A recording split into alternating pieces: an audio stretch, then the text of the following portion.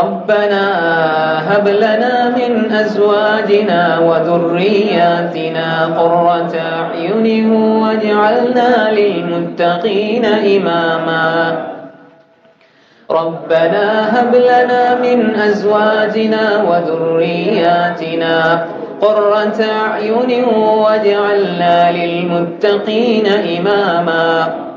இது அடுத்து பாருங்க. ரப்பனா ஹப்லனா, எங்களுடைய ரப்பே, ஹப்லனா எங்களுக்கு நீ தருவாயாக, மின் அஸ்வாஜினா எங்களுடைய மனைவி மக்கள், வதுர்ரியாத்தினா எங்களுடைய சந்ததியிலிருந்து, குர்ரத அயுன் எங்களுடைய கண்களை குளிரச் செய்யக்கூடிய கண் குளிர்ச்சியான மனைவி மக்களையும் சந்ததியையும், அல்லது அவர்களிடமிருந்து கண் குளிர்ச்சியான ஒரு தன்மையை அல்லாஹ் தஆலா ஏற்படுத்தி விடு என்று கேட்கின்ற பிரார்த்தனை தான் இது. அது மட்டுமல்ல, வஜஅல்னா லில் முத்தகீன இமாமா, எங்களை முத்தகீன்களாக நீ ஆக்கு என்று கேட்கல.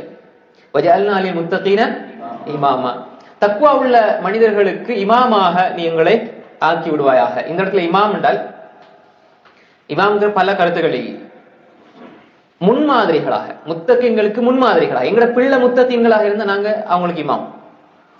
எல்லாரும் பெரிய இமாம், கலீஃபா, பெரிய அரசர் அப்படியே இன்னும் நினைச்ச கூடாது.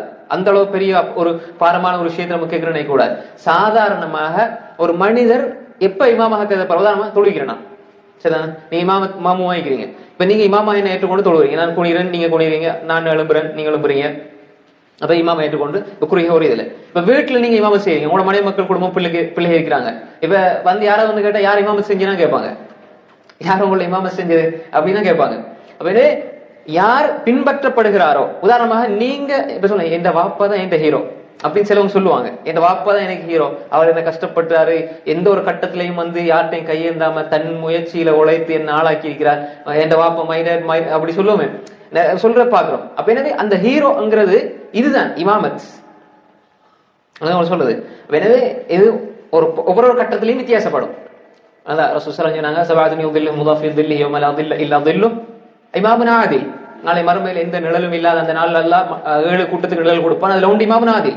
அதுக்கு ஆட்சியாளர் தொடக்கம் சாதாரண இமாமத் செய்யக்கூடிய மனிதர்கள் வரை அது அந்த ஹதீஸினுடைய பரப்பென செய்யும், விசாலமாக ஆகும். அப்ப எனவே இதுல நம்ம முத்தகீன்களுக்கு இமாமாக சொன்னா, நம்ம எப்படி முத்தகீன்களுக்கு இமாம் ஆகிறது, அமீர் முஃமினாக நாங்க எப்ப ஆகிறது? அப்படி அல்ல. நம்ம அந்த அளவு பெரிய ஒரு பாரமான ஒரு விஷயம் இருக்குது. அதோடு சேர்த்து எங்கட வாழ்க்கையில் இதை எப்படி அணுகலாம்ங்கிறத நான் சொல்றேன். சொல்றது ربنا هب لنا من أزواجنا وذرياتنا قرة أعين واجعلنا للمتقين إماما. கண்கள குளிர்ச்சியை அளிப்பாயாக. மனைவி மக்கள் என்னோட சந்ததி, மனைமார்கள் நல்லவங்களாக இருக்கணும், அதுக்கு துவா. சந்ததி இப்ப ரெண்டையும் அல்ல கேட்க சொல்லணும். மனைமார் சாலியான அவங்க மூலமாக கண் குளிர்ச்சி எங்களுக்கு தாண்டா அவங்க நல்லா இருக்கணும், அந்த ஒரு துவா நம்ம கேட்கிறோம். அது மாதிரி சந்ததியும் எங்களோட பிள்ளைகளும் நல்லா இருக்கணும், நாங்க துவா கேட்கிறோம். அப்ப எங்களுக்கு நாங்க எப்படி கண்டா இவங்களுக்கு முன்மாதிரியா இருக்கணும்.